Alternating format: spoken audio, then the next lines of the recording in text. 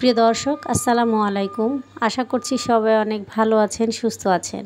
আজকে আমি রমজান স্পেশাল কিছু ফ্রোজেন রেসিপি আপনাদের সাথে শেয়ার করব। আর এই ফ্রোজেন রেসিপিগুলো আপনারা যদি একবার দেখে নেন তাহলে কিন্তু বাড়িতে খুব সহজে তৈরি করে এরপর ফ্রোজেন করতে পারবেন। আর কিভাবে ফ্রোজেন করবেন সেটিও আমি আপনাদের এই ভিডিওতে বলে দিব। আমি আশা করছি আমার আজকের রেসিপি আপনাদের কাছে একটু হলেও কাজে লাগবে। তাহলে চলুন কথা না বাড়িয়ে রেসিপিতে চলে যাচ্ছি। প্রথমে এখানে আমি ছোলার ডাল নিয়েছি। এখানে হাফ কেজি পরিমাণ ডাল আমি নিয়ে নিয়েছি। এই ডালটাকে এখন পানি দিয়ে ভালো করে কিন্তু ওয়াশ করে নিতে হবে। ডালগুলো খুব ভালো করে ওয়াশ করে নিয়েছি। এখন এই ডালগুলো আমি সারা রাতের জন্য ভিজিয়ে রাখব। ডালগুলো আমি ভিজিয়ে রেখেছিলাম, ডালটা ফুলে অনেকটাই ডাবল হয়ে গেছে। এখন এই ডালগুলো সিদ্ধ করে এরপর আমি নিয়েছি। তো সিদ্ধ করে আবারও ভালো করে ওয়াশ করে নিয়েছি। এখন আমি ছোট ছোট পলিথিনে করে এই ডালগুলো রেখে দিব।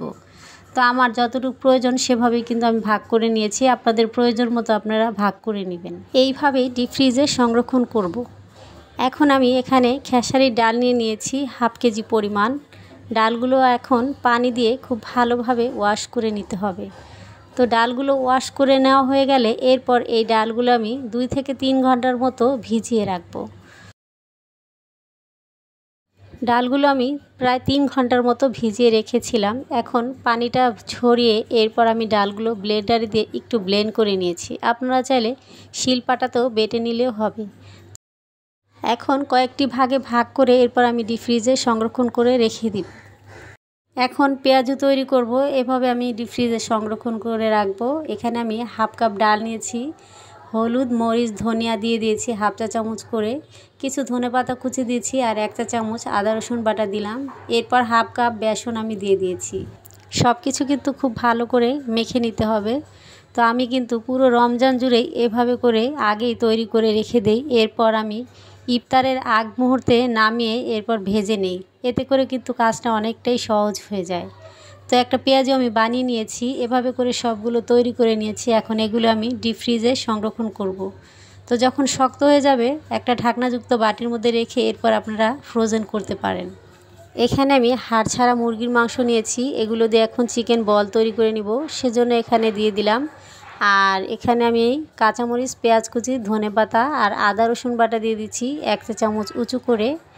এরপর এগুলো খুব ভালো করে ব্লেন্ড করে নিতে হবে। তো এই পর্যায়ে আমি কিন্তু খুব ভালো করে ব্লেন্ড করে নিয়েছি, কোনো দানা দানা নেই। এখন দিয়ে দিলাম 1 টেবিল চামচ সয়া সস, 1 টেবিল চামচ টমেটো সস।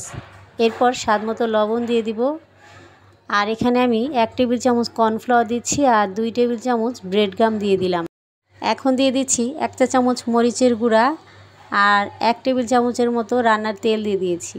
এখন সবগুলো উপকরণ হাত দিয়ে খুব ভালোভাবে মেখে নিতে হবে। তো এখানে লবণের পরিমাণটা একটু বুঝে দিবেন, যেহেতু সয়া সস দিয়েছি, সয়া সসে এমনিতেই লবণ থাকে। এখন আমি চিকেন বলগুলো তৈরি করে নিচ্ছি। বল তৈরি করার জন্য আমি একটা চামচ নিয়েছি। এই চামচের সাহায্যে আমি বলটি তৈরি করে নিব। এই চামচটা দিয়ে মেপে নিলে সবগুলো বল কিন্তু একই সাইজের হবে। তো একটি বল আমি তৈরি করে নিয়েছি। আমি আরও একটি বল তৈরি করে আপনাদের দেখিয়ে দিচ্ছি। আসলে চিকেন বলটা তৈরি করা একেবারে সহজ, কোনো প্রকার ঝামেলা নাই। আর খুবই কম উপকরণ দিয়ে কিন্তু এগুলো আপনি বানিয়ে নিতে পারবেন। তো সবগুলো তৈরি করে নিয়েছি। এখন এই বলগুলো ভাপিয়ে নেওয়ার পালা।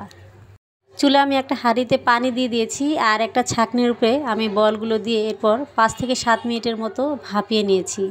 তো সবগুলো বল কিন্তু আমি ভাপিয়ে নিয়েছি। এই বলগুলো আপনারা এভাবেই চাইলে ডিপ ফ্রিজে সংরক্ষণ করে রেখে দিতে পারেন। তো আমি বলগুলো একটা টুথপিক নিয়েছি, টুথপিকের মধ্যে গেঁথে দিচ্ছি। সবগুলো বল আমি কিন্তু গেঁথে নিয়েছি। এখন একটা ঢাকনাযুক্ত বাটির মধ্যে রেখে এরপর আমি ডিপ ফ্রিজে সংরক্ষণ করে রাখব। তো দেখতেই পেলেন কতটা সহজ এই চিকেন বল তৈরি করা। তো এভাবেই ফ্রিজে রেখে দিব। এখন তৈরি করব চিকেন নাগেটস। এর জন্য এখানে কিছু মুরগির বুকের মাংস নিয়েছি, হাড় ছাড়া ছোট ছোট করে কেটে নিয়েছি। এগুলো এখন একটা ব্লেন্ডারে জারে দিয়ে খুব ভালোভাবে ব্লেন্ড করে নিব।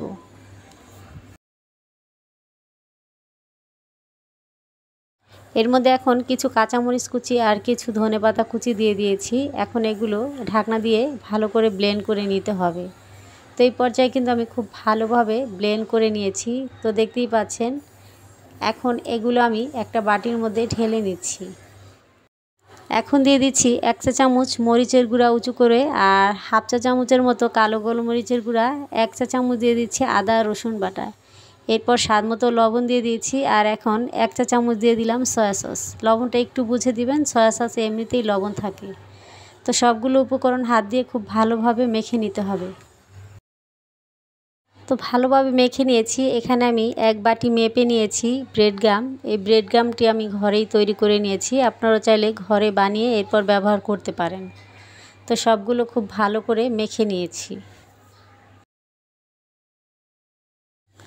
তো সব কিছু কিন্তু খুব ভালোভাবে মেখে নিয়েছি। তো আমি এখানে একটা প্লেট নিয়েছি, এই প্লেটের মধ্যে একটু তেল দিয়ে দিলাম। এরপর চারপাশে খুব ভালোভাবে তেলটাকে লাগিয়ে দিতে হবে। তেলটা লাগিয়ে নেওয়ার পর এরপরে চিকেনগুলো এখানে দিয়ে এরপর এখানে খুব ভালোভাবে সমান করে নিতে হবে। তো আমি এভাবে হাত দিয়ে করে নিয়েছি। এখন একটা ছুরির সাহায্যে এই নাগেটসগুলো একটু কেটে নিচ্ছি। তো আমি স্কোয়ার শেপে কেটে নিচ্ছি, আপনাদের যেভাবে ইচ্ছা সেভাবে কিন্তু কেটে নিতে পারবেন। তো কেটে নেওয়া হয়ে গেলে এবার আমি একটু সাইড থেকে কেটে এরপর বাদ দিয়ে দিচ্ছি, এতে করে দেখতে আরও ভালো লাগবে।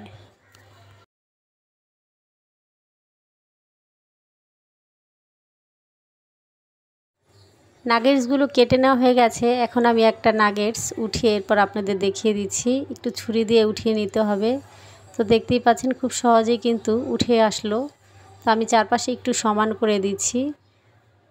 তো নাগেটসগুলো কিন্তু আমার তৈরি করে নেওয়া হয়ে গেছে, দেখতেই পাচ্ছেন সবগুলো আমি উঠিয়ে নিয়েছি। তো এখন এখানে আমি একটা বাটির মধ্যে একটি ডিম নিয়ে নিচ্ছি, আর এখানে সামান্য একটু লবণ দিলাম, আর সামান্য একটু গোলমরিচের গুঁড়া দিয়ে দিচ্ছি। এখন ডিমটাকে খুব ভালো করে ফেটিয়ে নিতে হবে। আপনারা চাইলে ডিমের সাথে 1 টেবিল চামচ লিকুইড দুধও মিশিয়ে নিতে পারবেন। তো এখন নাগেটসগুলো এই ডিমের মধ্যে একটু গড়িয়ে নিচ্ছি। তো ডিমটাকে দিয়ে কোট করে নেওয়া হয়ে গেছে। এখন আমি এটা ব্রেড গামের উপরে দিয়ে দিচ্ছি। ব্রেড গামটা দিয়ে আবারও খুব ভালো করে কোট করে নিতে হবে, একটু চেপে চেপে কোট করে নেবেন। তো খুব ভালো করে একটু চেপে চেপে কোট করে নিতে হবে। তো আমি কিন্তু একটি কোট করে নিয়েছি, আরও একটি আমি তৈরি করে দেখিয়ে দিচ্ছি। তো সবগুলো কিন্তু এই সেম প্রসেসে আমি কোট করে নিব। আপনারা চাইলে ব্রেড গাম কিন্তু ঘরেই তৈরি করে নিতে পারেন। তো আমি এভাবে কিন্তু দুটি করে নিয়েছি, সেম প্রসেসে সবগুলো আমি তৈরি করে নিয়েছি। তো এখন একটা ঢাকনাযুক্ত বাটির মধ্যে আমি রেখে দিচ্ছি, এরপর আমি ডিপ ফ্রিজে সংরক্ষণ করে রেখে দিব। তো এভাবে চাইলে কিন্তু আপনারা পুরো মাস জুড়ে সংরক্ষণ করে রেখে খেতে পারবেন, এটা একদমই নষ্ট হয়ে যাবে না। আমার রেসিপি আপনাদের কাছে কেমন লাগে অবশ্যই কমেন্ট করে জানাবেন, আর ভালো লেগে থাকলে অবশ্যই লাইক কমেন্ট শেয়ার এবং চ্যানেলটি সাবস্ক্রাইব করে নিয়মিত সঙ্গে থাকবেন। তো আজকে এখানে বিদায় নিচ্ছি। সবাই অনেক ভালো থাকবেন, সুস্থ থাকবেন। আল্লাহ হাফেজ।